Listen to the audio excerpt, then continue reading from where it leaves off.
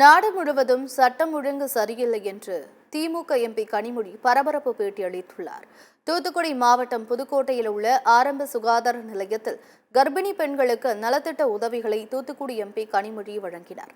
பின்னர் செய்தியாளர்களிடம் பேசிய அவர், தோல்வி பயத்தால் விக்கிரவாண்டி இடைத்தேர்தலில் அதிமுக போட்டியிடவில்லை என்று கூறினார். தமிழகத்தில் சட்டம் ஒழுங்கு சரியில்லை என்று மத்திய அமைச்சர் எல் முருகன் கூறியுள்ளார் என்று செய்தியாளர்கள் கேட்ட கேள்விக்கு பதிலளித்த கனிமொழி, நாடு முழுவதும் சட்டம் ஒழுங்கு சரியில்லை என்று கூறினார்.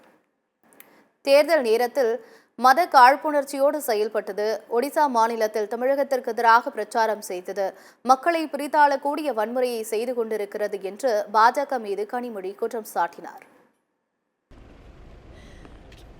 நாடு முழுவதும் சட்டம் ஒழுங்கு சரியில்லாத ஒரு சூழலிலே அதற்கு காரணமாக தேர்தல் நேரத்திலே பிரதமரும் ஆளும் கட்சியினரும் எந்த அளவுக்கு மத காழ்ப்புணர்ச்சியை தூண்டக்கூடிய வகையிலே, அது மட்டும் இல்லாமல் ஒடிசாவில் பிரச்சாரம் செய்யும் பொழுது தமிழர்களுக்கு எதிரான பிரச்சாரத்தை முன்னெடுத்து சென்றது, இது எல்லாம் மக்களை பிரித்தாளக்கூடிய, அவங்கள வன்முறைக்கு தள்ளக்கூடிய அத்தனை விஷயங்களையும் செய்து கொண்டிருப்பது ஆளும் பாஜக.